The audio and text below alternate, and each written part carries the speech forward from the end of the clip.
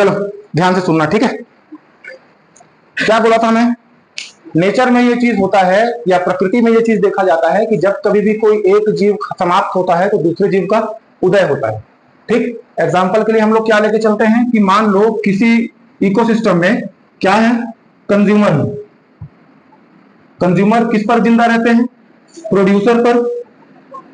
Food chain में हमेशा एक कंज्यूमर होता है और एक प्रोड्यूसर होता है, मतलब क्या एक जीव दूसरे जीव को खाकर सरवाइव करता है, ठीक। जब कंज्यूमर में से कोई एक जीव समाप्त हो जाए या उसकी प्रजाति विलुप्त हो जाए तो होता यह है कि जिन जिन जीवों को वो खाता था या फिर जो कौन से थे प्रोड्यूसर थे जिन लोग, उन सबकी जनसंख्या बढ़ने लगती है।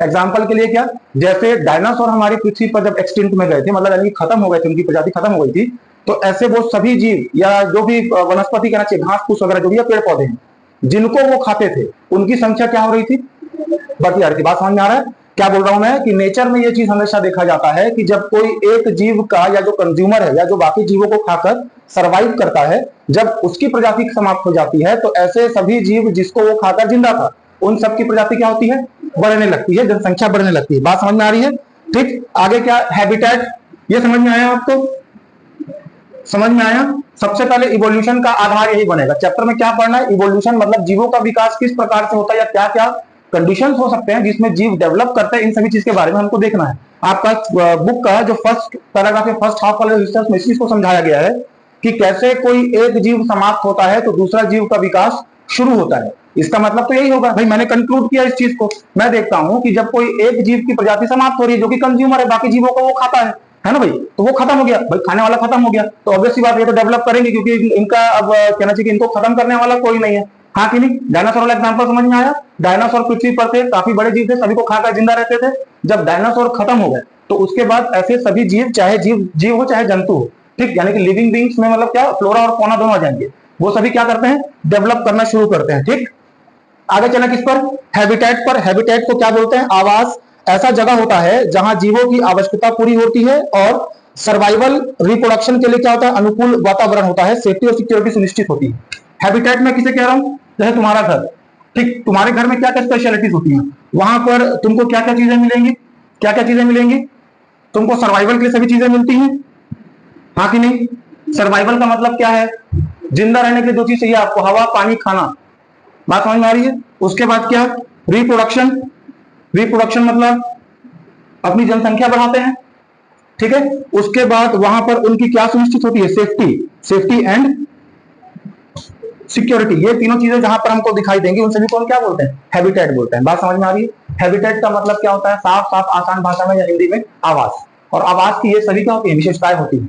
वहां पर उनको सर्वाइव करने के लिए, सर्वाइवल का मतलब है जिंदा रहने के लिए जो भी चीजें उनको चाहिए वो सभी चीजें उनको वहां पर मिलती है। क्या क्या बताएंगे हैबिटेट में, क्या क्या बताएंगे आप, एक survival, reproduction, safety and security, ठीक है। किसी भी जीव का जो आवास होता है वो आवास मतलब उस जीव के लिए पर्टिकुलर हम उसको आवास या हैबिटेट इसीलिए कहते हैं क्योंकि वहां पर उसको जितने भी फैक्टर चाहिए सर्वाइवल के लिए या जिंदा रहने के लिए वो सभी चीजें मिलती है। सर्वाइवल के लिए कौन कौन से फैक्टर होते हैं आपका, फूड एंड, अच्छा फूड बस मान के चलिए, ठीक है।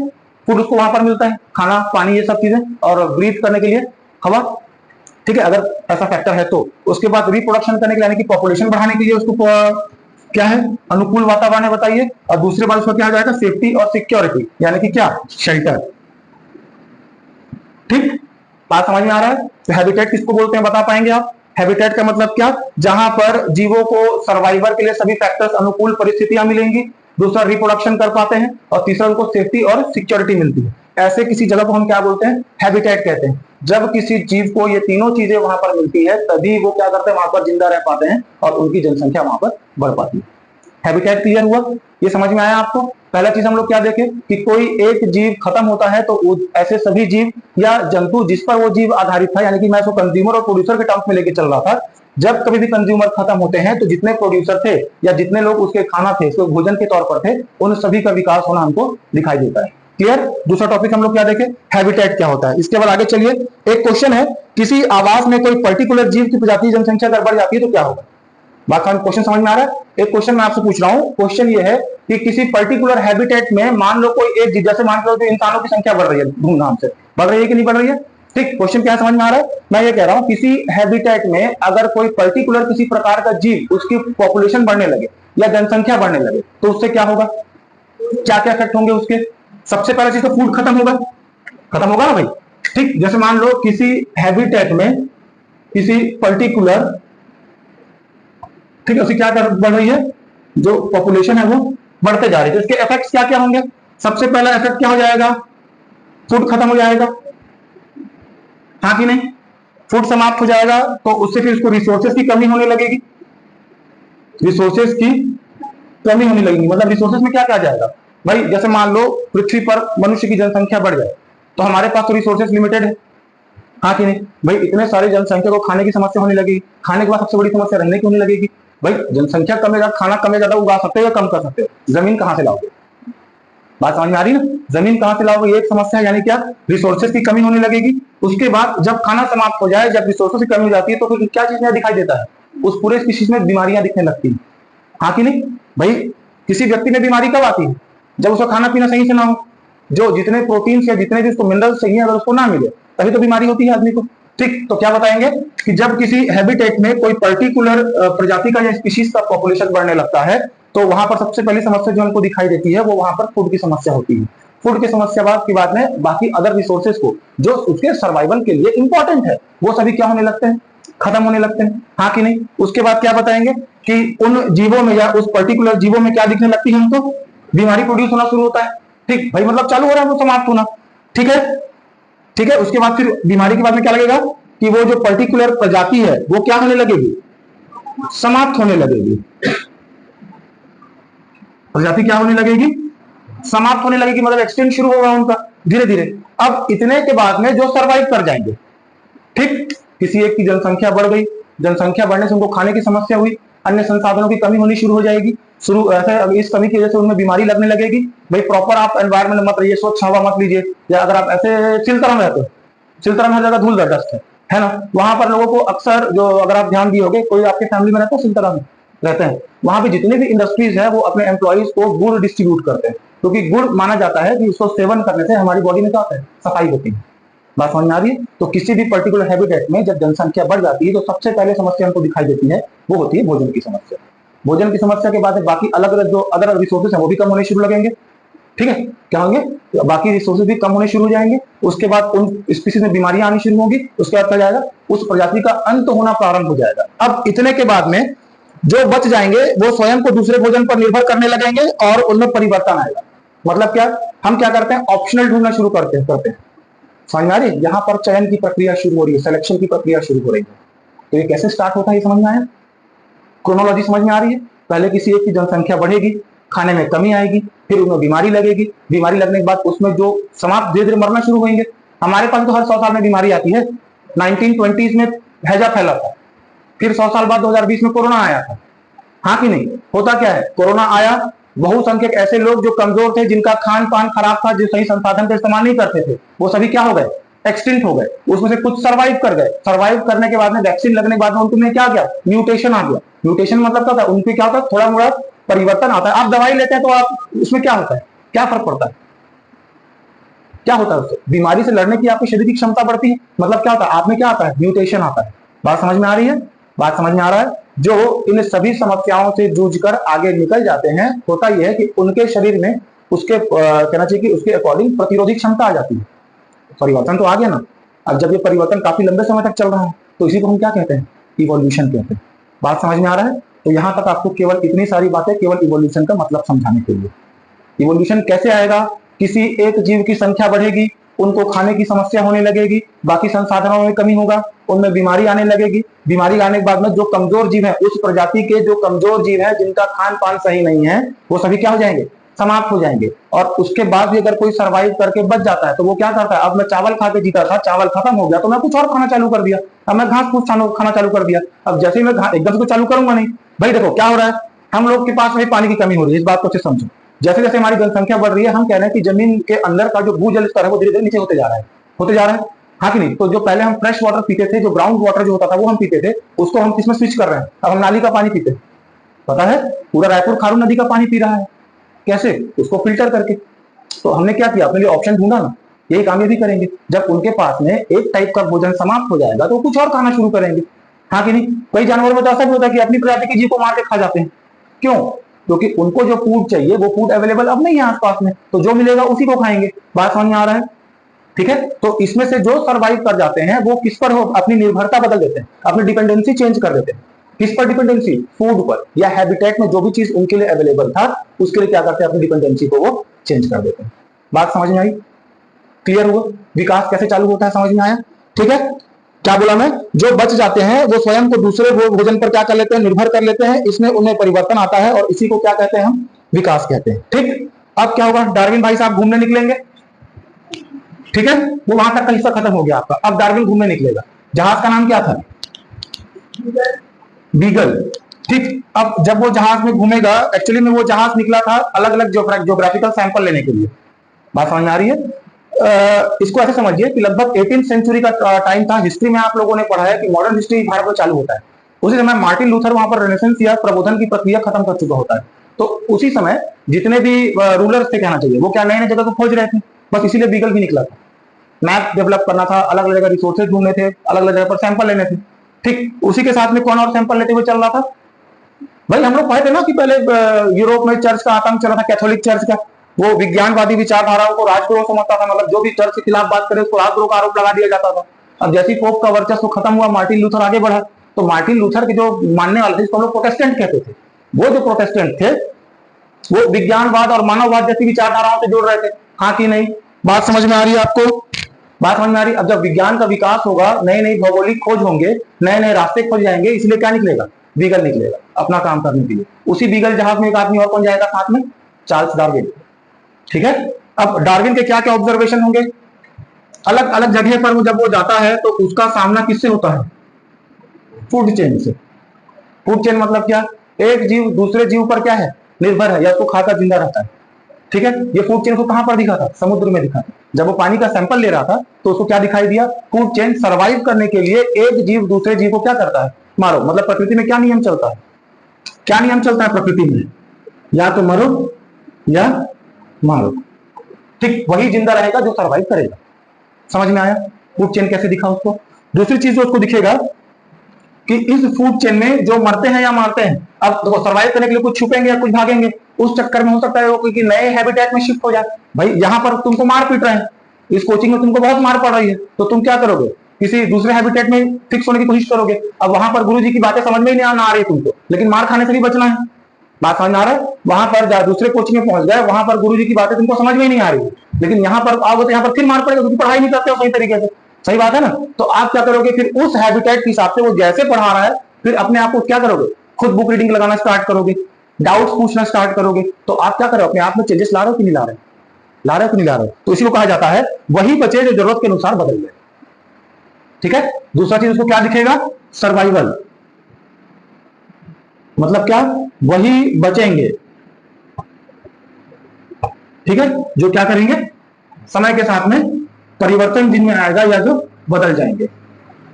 बात समझ में आया? कोचिंग वाला एग्जाम को सटीक बैठा, सटीक बैठा ना? ठीक, आगे बढ़े। तीसरा चीज क्या है, अब कहीं कहीं पर जाकर वो रॉक के सैंपल ले रहा था, यानी कि क्या, पत्थरों के सैंपल ले रहा था, अलग अलग टाइप के रॉक्स के। तो उसको पहाड़ों पर कुछ फॉसिल्स दिखेंगे।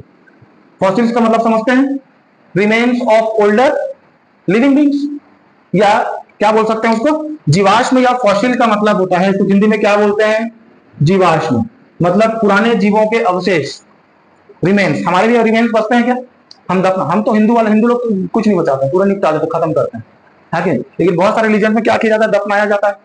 अंत्येष्टि संस्कार 3 तरीके से होता है, या तो जला डालो, या तो दबा डालो, उसके बाद में आधा जला डालो, मतलब पहले पशु पक्षियों को खाने के लिए बचा दो, जो बच गया उसको जला दो। समझ में आया? 3 तरह का अंतिम संस्कार होता है भाई। एक क्या, सीधे जला डालो, दूसरे में क्या, दबा डालो, और तीसरा क्या, पहले किसी को खाने दो, जो तुम्हारा हिस्सा बच जाएगा या तो उसको जलाएंगे या तो दफनाएंगे। ठीक, मतलब मरने के बाद भी जीवों के काम आएंगे, कुछ तो काम आ जाए बोलता है, मरने के बाद तो कम से कम काम आ गया किसी के पेट भरने के। बात समझ में आ रही है? तो फॉसिल्स या जीवाश्म मिलेंगे। उसका सबसे बड़ा क्वेश्चन ये था कि पहाड़ पर जीवाश्म या पत्थरों के बीच में जीवाश्म कैसे फंस गए। बात समझ में आ रही है? उसको जब वो रॉक के सैंपल ले रहा था तो उसको क्या मिले थे, बहुत सारे फॉसिल्स मिले थे। उसके लिए क्वेश्चन सबसे बड़ा ये था कि इन पत्थरों में या इतनी हाइट पर पहाड़ में, भाई कोई जीव मरने वाला है तो पहाड़ से नीचे नहीं उतर जाएगा, तुम मरने वाले तो खाने की तलाश में तो भटकोगे ना, भटकोगे कि नहीं भटकोगे। भाई सीधी सीधी सी बात है, जब कोई जीव खाने की तलाश में घूम रहा है, तो जब एंड टाइम आएगा तो वो क्या करेगा, ऑब्वियस सी बात है वो खाने की तलाश में डगर घूमेगा। बात समझ में आ रही है? ठीक है, खाने की तलाश में सर्वाइव करेगा। तो अगर वो सर्वाइव कर रहा है तो मैदान पर भी तो आता है, या तो हो सकता है मैदान से कोई पहाड़ पर चढ़ गया हो। ठीक है, इसी में एक अगली थ्योरी आपको प्लेट टेक्टोनिक्स थ्योरी दिखेगी जो आपने ज्योग्राफी में क्लास 9 में पढ़ा है। इसके इस क्वेश्चन का आंसर कि कोई जीव पहाड़ पर जाके कैसे मरा, तो इसके लिए अगली चीज उसको दिखाई थी वो क्या थी, प्लेट टेक्टोनिक्स। क्लास 9 के सिलेबस में था, नहीं पढ़े हैं। हिमालय की उत्पत्ति से संबंधित एक सिद्धांत प्लेट टेक्टोनिक्स थ्योरी है। हिमालय कैसे बना, इससे जुड़ा हुआ एक थ्योरी कौन सा है, प्लेट टेक्टोनिक्स थ्योरी है। जब वो गुजर रहा था समुद्र में तो अचानक भूकंप आया। भूकंप आने से जो समुद्र का जो सी लेवल है वो करीब 3-4 मीटर ऊपर उठ गया, जिससे उसने क्या कंक्लूजन निकाला, भूकंप आया है, प्लेट खसक रही है, मतलब यहाँ की ज्योग्राफी अब बदलने वाली है। जैसे किसी समय में हम हिमालय की उत्पत्ति में या ओरिजिन ऑफ हिमालय में हम पढ़ते हैं कि आज जिस समय में हिमालय है उस समय पर कभी टेथिस नाम का एक समुद्र हुआ करता था, है ना भी। और यही प्लेट टेक्टोनिक्स की रीजन है कि पहले भारत जो है गोंडवाना लैंड पहले अफ्रीका का हिस्सा हुआ करता था और हम किसके हिस्से में हैं, एशिया में। बात समझ में आया? तो उसके लिए कौन रिस्पॉन्सिबल था, यही प्लेट टेक्टोनिक्स रिस्पॉन्सिबल था। जब उसको अर्थक्वेक दिखाई दिया या अर्थक्वेक उसने अनुभव किया तो उसको भी समझ में आया कि अब यहाँ पर क्या होने वाली, ज्योग्राफी बदलने वाली है। मतलब कि जीवों के साथ साथ हमारा अर्थ का सरफेस भी क्या हो रहा है, कंटिन्यूअसली चेंज हो रहा है। बात समझ में आ रहा है? उसके ऑब्जर्वेशन आपको समझ में आ रहे हैं, आ रहे हैं कि नहीं आ रहे? भाई बुक तुम घर जाकर आराम से रीडिंग लगा लेना, मैं सीधे कंक्लूड करके उस पर आ रहा हूँ। क्लियर है ना, टू द पॉइंट में बात कर रहा हूँ जिसमें आपको क्वेश्चन के आंसर्स मिलेंगे। बात समझ में आ रही है? क्या क्या मिला, फूड चेन दिखाई दिया, मतलब समुद्र में एक जीव जिंदा रहने के लिए दूसरे जीव को खा रहा है। दूसरा क्या, सर्वाइवल करने के लिए जो बच जाएंगे वही बदले जाएंगे।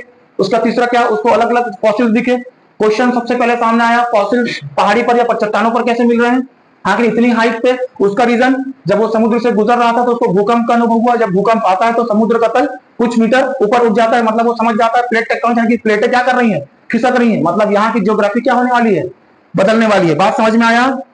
बात समझ में आया कि नहीं आया? अब अगला इसका ऑब्जर्वेशन ये था कि विलुप्त जीव और वर्तमान जीव में भिन्नता समानता दोनों था, इसका मतलब इवोल्यूशन होता है। देखो अब ज्योग्राफी बदल रही है, ज्योग्राफी बदल रही है। पहले के जीव में उसको फॉसिल्स मिले थे, भाई पहले से डायनासोर का फॉसिल मिल गया, उसको डायनासोर का फॉसिल्स मिल गया, उसने उसको स्टडी कर लिया। स्टडी करने वाला अचानक छिपकली, पहले कभी छिपकली नहीं देखा था, अचानक छिपकली भाग के देख लिया, छिपकली को पकड़ के मार दिया, चीर फाड़ करने के बाद उसकी भी हड्डियां देखा। कैसे, उसको जो फॉसिल्स मिला था और उसको जो अभी जो छिपकली मिली है उन दोनों में उसको बहुत सारी सिमिलैरिटीज दिखी, जिससे उसको यह समझ में आया कि जो पुराने जीव थे उन्हीं से क्या बने हैं, नए जीव बने हैं। इसीलिए उन दोनों जीवों में कुछ कुछ सिमिलैरिटी मेरे को दिखाई देती है, लेकिन समय के साथ उनको बदलना भी था, समय के साथ में उनको बदलना भी था, इसीलिए उनमें कुछ चेंजेस भी आए। मतलब क्या कि जो पहले के जो फॉसिल्स उसको मिले थे और वर्तमान में जो जीव जिन जीवों पर वो स्टडी कर रहा था, इन दोनों जीवों में कुछ सिमिलैरिटीज और कुछ डिससिमिलैरिटीज उसको दिखाई दे रही थी। बात समझ में आया? तो अगला पॉइंट इसमें क्या बना लोगे, इसका अगला ऑब्जर्वेशन में कि उनको जो जीव दिख रहे थे यानी कि लिविंग बीइंग्स में, किसमें, लिविंग बीइंग्स में। अच्छा फ्लोरा और फौना समझते हो? फ्लोरा क्या होता है, पेड़ पौधे पत्ते जो घूमते नहीं है, और फौना कौन होते हैं, जो रेंगने वाले जीव है। पृथ्वी पर जो रेंगने वाले जीव है वो फौना, जो नहीं रेंगते हैं एक जगह रहता है, लेकिन जैविक क्रियाएं दोनों करेंगे, दोनों सर्वाइवल के लिए किसी रिसोर्सेज पर डिपेंडेंट रहेंगे, ठीक है, और दोनों के दोनों क्या करेंगे, रिप्रोडक्शन करेंगे। रिप्रोडक्शन करने का तरीका भले अलग हो सकता है लेकिन जनसंख्या बढ़ाने का काम वो करेंगे। बात समझ में आ रही है? तो लिविंग बीइंग्स चाहे फ्लोरा हो चाहे फौना हो, दोनों में क्या दिखाई देता है उसको, चेंजेस, यानी कि कुछ सिमिलैरिटीज है, ठीक है, कुछ सिमिलैरिटी है और क्या है, कुछ डिससिमिलैरिटी, यानी कि कुछ समानताएं भी हैं और कुछ भिन्नताएं थी। तो ये किसके ऑब्जर्वेशन हो गए, डार्विन। ये समझ में आया क्या, क्या क्या ऑब्जर्वेशन था, एक बार रिकॉल करवाऊं, क्या क्या ऑब्जर्वेशन था। पहला, एक जीव दूसरे जीव को खा रहा है, मतलब उसको फूड चेन दिखाई दे रहा है। उस फूड चेन में जो बच जाएगा या सर्वाइव करने के लिए जो आगे निकल जाएगा या किसी दूसरे हैबिटेट में पहुंच जाएगा, उसमें क्या होगा, परिवर्तन दिखाई देगा। दूसरा चीज, उसको पहाड़ों पर फॉसिल्स मिल रहे थे जिससे उसको यह समझ में आया कि ज्योग्राफी क्या होती है, बदलती है। इसके लिए भूकंप भी उसको एक फैक्टर दिखा था। उसके बाद में जो जीव विलुप्त हो चुके हैं, या विलुप्त होने का मतलब क्या है, ऐसे जीव जो एक्सटिंक्ट, लाल पांडा का नाम सुना, नहीं सुने हो? इसीलिए नहीं सुने हो क्योंकि खत्म हो चुका है। पहाड़ी मैना सुने हो? कहाँ का राजकीय पक्षी है, छत्तीसगढ़ का, पता है कि नहीं पता है? पहाड़ी मैना वन भैंसा सुने हो, कहाँ का राजकीय जीव है, छत्तीसगढ़ का। ऐसे किसी जीवों को राजकीय जीव क्यों बनाया जाता है, क्योंकि उनकी प्रजाति क्या हो रही है, समाप्ति के कगार पर है। बात समझ में आ रहा है? वो जीव क्या होते जा रहे हैं, समाप्त होते जा रहे हैं। तो उनको बचाने के लिए क्या बना दिया जाता है, उनको प्रतीक बना दिया जाता है। आपके देश का राजकीय वृक्ष कौन सा है, बरगद। राज्य का साल है India, I am talking about your country.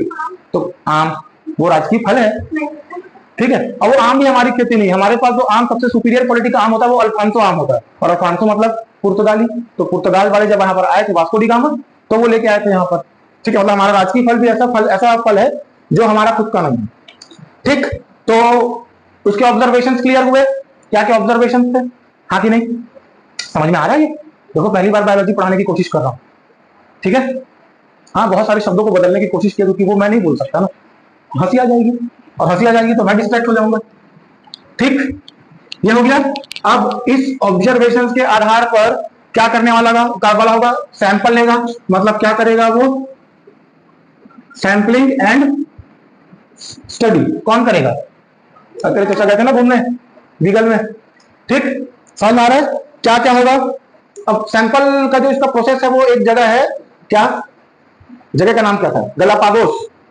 ये जगह है गलापागोस, एक ऐसा जगह है जहां पर बहुत सारे छोटे छोटे आइलैंड्स हैं जो काफी डिस्टेंस में हैं, ठीक। जगह का नाम क्या है, गलापागोस। एक जगह है जहां पर वो फिंच नाम के चिड़िया के बारे में स्टडी करने वाला है, ठीक।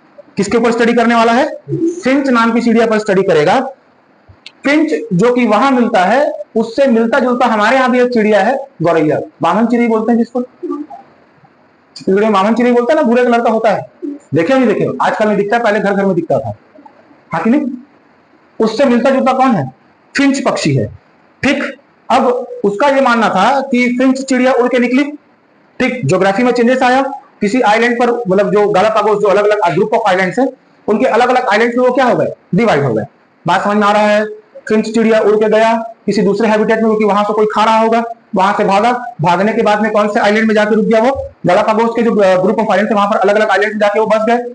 अब हर अलग अलग आइलैंड में खाना अलग अलग था भाई, कहीं पर कीड़े खाने को मिलते होंगे, कहीं पर हो सकता है कि ऐसे जीव होंगे जो फिंच को एक आइलैंड में मान के चलो रेंगने वाले जो कीड़े हैं, वो जो दिखता है ना ग्रीन ग्रीन टेस्टी टाइप का, बहुत स्वादिष्ट दिखता है, जो नहीं दिखता है क्या, खराब दिखता है, ठीक है। तो ऐसे जीव जो रेंगने वाले, ऐसे कीड़े जो उड़ते होंगे, या ऐसे कीड़े जो जमीन के अंदर रहते होंगे, सब जगह अलग अलग टाइप के कीड़े मिलते हैं कि नहीं मिलते, उसके हिसाब से हो सकता है कि फिंच जो चिड़िया थी तो खाना भी अलग अलग आइलैंड में अलग अलग रहा होगा, हाँ कि नहीं। अब खाना भी अलग अलग आइलैंड में अलग अलग है, इसीलिए उसको फिंच क्या हुआ होगा, बदलता हुआ दिखाई देगा अलग अलग हैबिटेट की जगह से, ठीक है। जिन सभी में क्या होते हैं, सजातीय लक्षण होते थे। सजातीय लक्षण मतलब होमोजीनियस कैरेक्टरिस्टिक्स। बात समझ में आ रही है, क्योंकि इन सभी फिंच पक्षियों का पूर्वज तो एक ही था, लेकिन अलग अलग आइलैंड पर जाके बसने की वजह से इनमें अलग अलग चेंजेस आए, क्योंकि इनका हैबिटेट बदल गया, और हैबिटेट में तो सबसे इंपॉर्टेंट चीज मिलता है वो है उनका भोजन। अब जैसा जैसा इनको खाना मिलता गया वैसे वैसे फिंच पक्षी की चोंच की डिजाइन बदलते गई। बात समझ में आ रहा है। अब कहीं पर होता है गड्ढा खोद के क्या बोलते हैं केचुआ, वो निकालना पड़ता होगा, कहीं पर हो सकता है कि उड़ के पकड़ना होता होगा, ठीक है। बात समझ में आ रही है। और कहीं पर ऐसा हो सकता है कि जहां पर पेड़ पौधे में वो रेंगने वाले जो ग्रीन वाले जो बता ना जो टेस्टी टाइप के जो जीव दिखते हैं वो उसको दिखते होंगे, तो तीनों को खाने का तरीका भी तो बदल जाएगा ना। एक को सीधे जाकर पकड़ के खा लेना है, एक को उड़ के पकड़ना पड़ेगा, और एक को गड्ढा खोद के पकड़ना पड़ेगा, तो खाने का तरीका बदला क्योंकि फूड उसका बदल गया। बात समझ में आ रही है कि नहीं, पल्ले पड़ रहा है कुछ, तो उसी हिसाब से उनमें क्या होगा, परिवर्तन होगा, ठीक है। तो परिवर्तन का कारण क्या था, उनका हैबिटेट। बात समझ में आया। सैंपलिंग वाला मामला क्लियर हुआ कि सैंपल और स्टडी किसका, फिंच चिड़िया का, कहां पर क्या गलापागोस जगह का नाम था, वहां पर वहां उसका ऑब्जर्वेशन क्या देखा कि उस गलापागोस अलग अलग आइलैंड में फिंच चिड़िया ही थी जो अलग अलग डिजाइन में उसको दिख रही थी। क्लियर।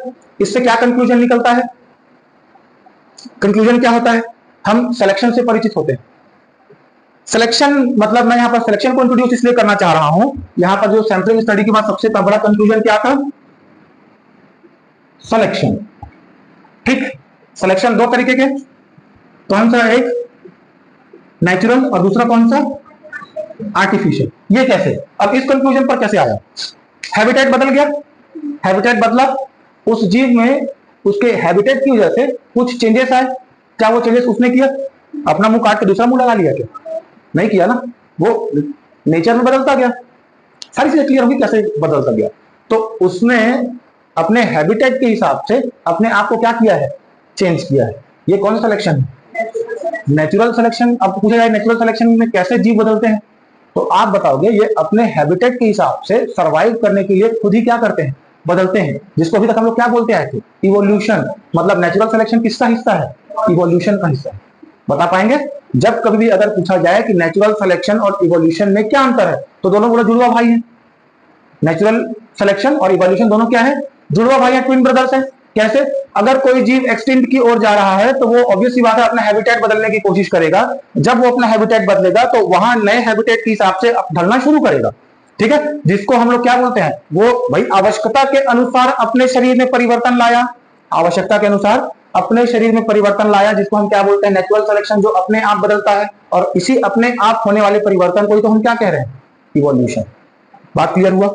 नेचुरल सिलेक्शन बता पाएंगे धूमधाम से, विच एग्जांपल बता पाएंगे ना, हो जाएगा ठीक। और दूसरा सिलेक्शन कौन सा, आर्टिफिशियल सिलेक्शन, जैसे कि ग्रीन रिवॉल्यूशन में आने वाला गेहूं का बीज, हाई यील्ड वैरायटी सीड्स, उच्च उत्पादकता वाली बीजें, जिसमें चेंजेस कहां पर किया गया था, मैक्सिको में। आदमी का नाम जानते हैं, अर्नेस्ट नॉर्मन बोरलॉग। ये आदमी वो था जिसने गेहूं पर परीक्षण किया, विकट परिस्थितियों में भी उगने वाला गेहूं बनाया, जिसमें पानी की जरूरत कम पड़ती थी। एग्जांपल देना, भारत में ऐसे आदमी का नाम क्या था, एम एस स्वामीनाथन।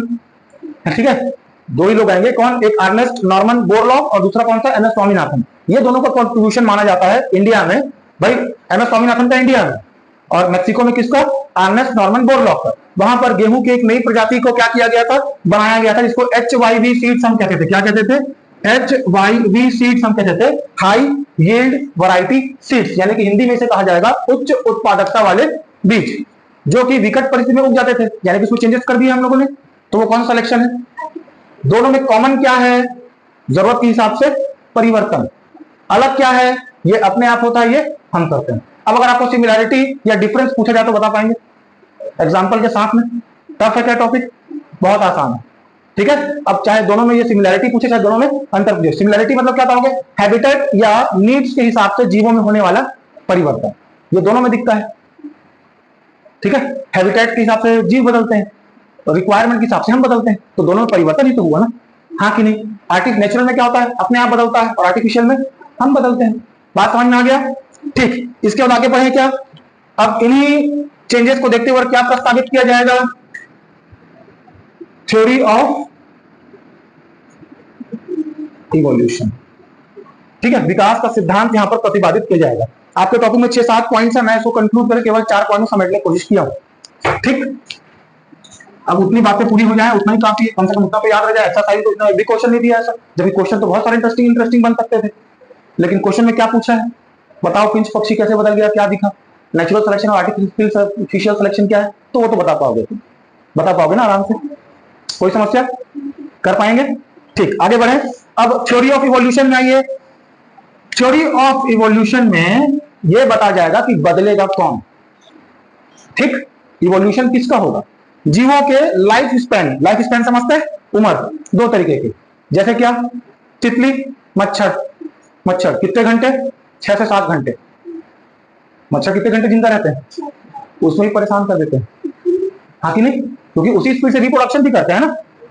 ठीक, जीव दो तरीके से जीवन जीते हैं, एक वो जिनका समय कम है, दूसरे वो जिनका समय ज्यादा है। जो कम जीवन समय वाले हैं उसकी वैसी कोई समस्या नहीं, पैदा हुए 2-4 घंटे बाद निपट गए। लेकिन समस्या कहां पर खड़ी होगी, जो लंबाई जैसे कछुआ 250-300 साल तक जीता है, पता है कि नहीं पता है? कछुए का लाइफ स्पैन 200-250 साल तक का होता है, यानी कि जिनका लाइफ स्पैन क्या है, ज्यादा है, जिनका उम्र ज्यादा है। ठीक है, वो क्या करेंगे, मैं चार्ट बना के बता रहा हूं, मैंने कहा था ना आपको हर सब्जेक्ट में आप ग्राफ बना सकते हो, चार्ट बना सकते हो, कोशिश कीजिए बनेगा।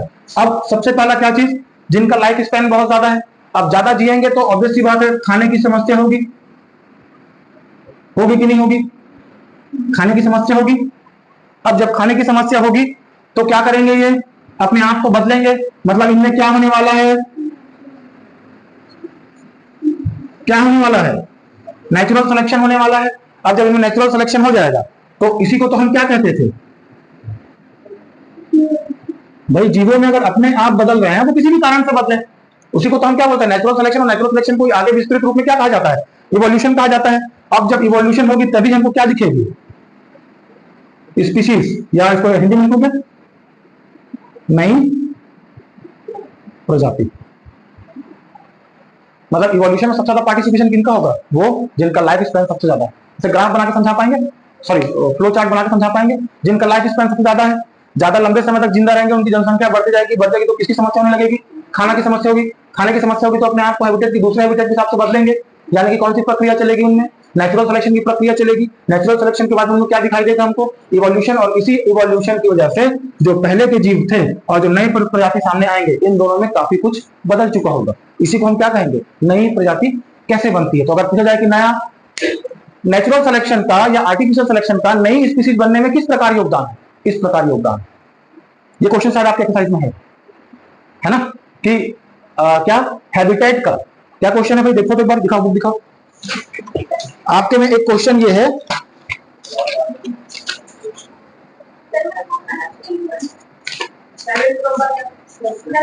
तो जो प्रिंट हुआ उस एक्सरसाइज को दिखाओ, एक्सरसाइज दिखाओ, एक्सरसाइज दिखाओ। हो जा रहा है एक्सरसाइज कहाँ पे होता है? चैप्टर के सबसे आखिरी में होता है। हड़बड़ा गया था, बेइज्जती काट दूंगा, टेंशन मत ले। ठीक है, तो क्वेश्चन है यहाँ पर आपका, हाँ, what is the role of selection and adaptation in the process of evolution. Selection और एडेप्टेशन का, यानी कि सिलेक्शन जो खुद ब खुद परिवर्तन हुआ, नेचुरल सिलेक्शन, और एडेप्टेशन मतलब हैबिटेट की वजह से बदले, इनका क्या रोल है? तो आप बता सकते हैं क्या रोल है? बकायदा डायग्राम बना के बताइए उसको। क्लियर? उसका एक और क्वेश्चन है, what do we come to know from the theory of evolution proposed by Darwin and Wallace. तो ये पहला चीज हमको जो मालूम चला, आगे मैं बताने वाला हूं। ठीक है, ठीक है, ये समझ में आया आपको? दूसरा कंक्लूजन होगा इसी के बाद में, आप बताइए कि नई प्रजाति बन गई, यानी कि पुरानी प्रजाति मतलब क्या? जो पुरानी प्रजाति थी, इसी से क्या बनती है? नई प्रजाति उभर कर सामने आती है, यानी कि अपने आप पैदा नहीं होते हैं, पैदा अपने आप नहीं होते हैं, पुरानी प्रजाति ही है जो आज हमको किस रूप में दिखाई देती है? नए रूप में दिखाई देती है। मतलब क्या? नए जीव नहीं आते हैं, पुराने जीव क्या होते हैं? बदलते हैं। ये दूसरा कंक्लूजन होगा क्या?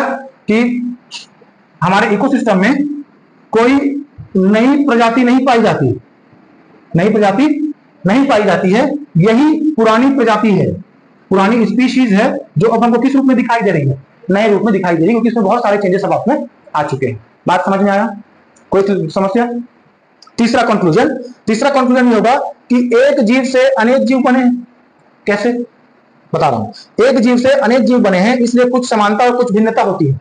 ये पहले हम डिस्कस किए थे कि भाई उसी फिंच चिड़िया से बाकी फिंच अलग अलग टाइप की स्पीशीज बनी थी, तो उसी एक से तो बाकी नई नई प्रजाति दिखाई दी है, जो एक जनरेशन से क्या होता है? दूसरे जनरेशन को ट्रांसफर होता है। और ऐसा होते होते ये देखा जाता है कि फर्स्ट जनरेशन का जो था, जैसे डायनासोर, और जो लास्ट जनरेशन होता है जैसे छिपकली, दोनों में क्या जाती है? बहुत सारे चेंजेस हमको दिखाई देते हैं। बात समझ में आ रहा है?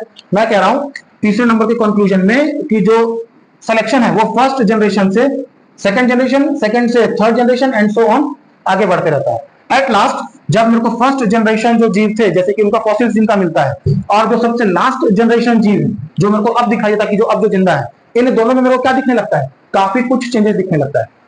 इसी को मैं क्या कहता हूं? नई प्रजाति जन्मी है। जबकि क्या ऐसा हुआ है? नहीं। ठीक है, समय के साथ में उनमें परिवर्तन होता आया है। बात समझ में आया क्या? बात समझ में आ रहा है? कोई समस्या यहां तक? क्लियर हो रहा है सब? ठीक। चौथा नंबर का कंक्लूजन आइए। चौथे नंबर कंक्लूजन में बताइए कि इनमें जो भिन्नता होती है, भाई चेंजेस आएंगे। मान लो कोई जीव ऐसा था, समुद्र का था, वो जमीन पर रहना सीख गया। समय के साथ में क्या हो गया? समुद्र पर रहने वाला जीव जमीन पर रहना सीख गया, तो उसके पास गिल्स होते हैं।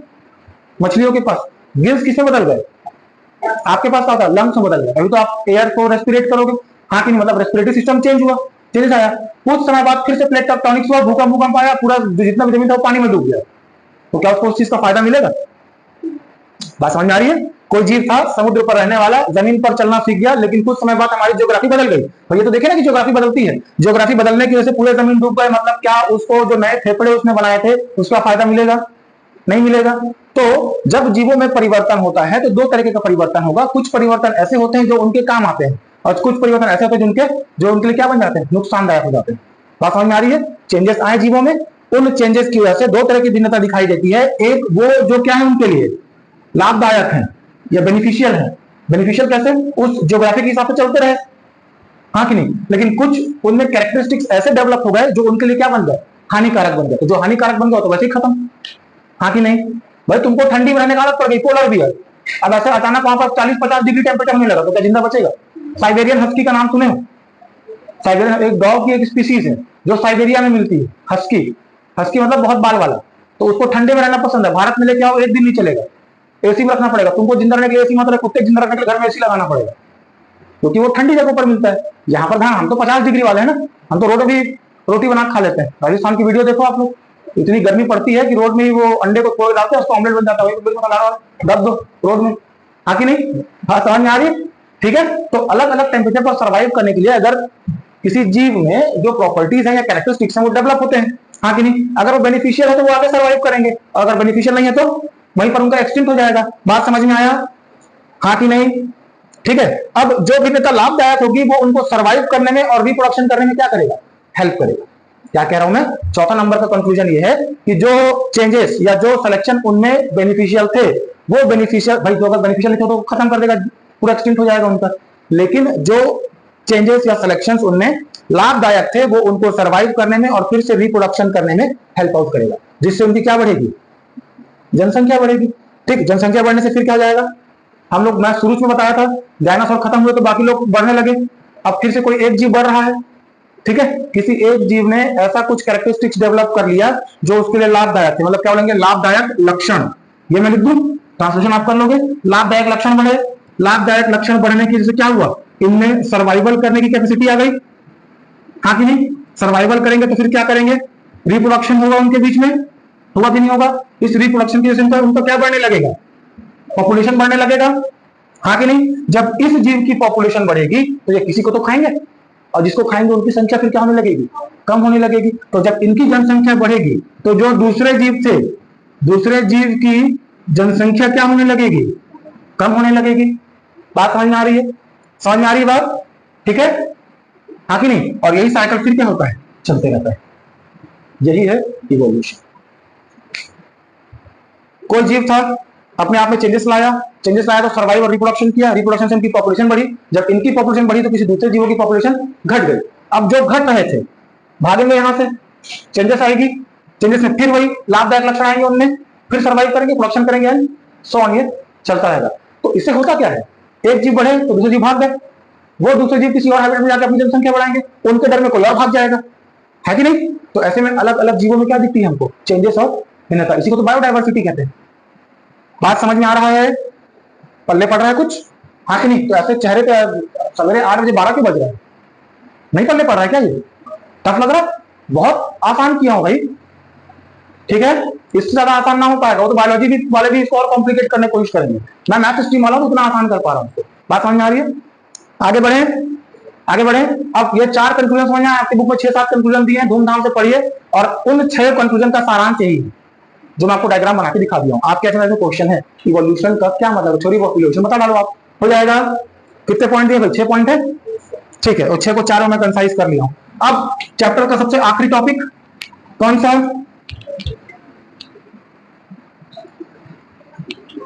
क्या है आखिरी सब? Adaptation and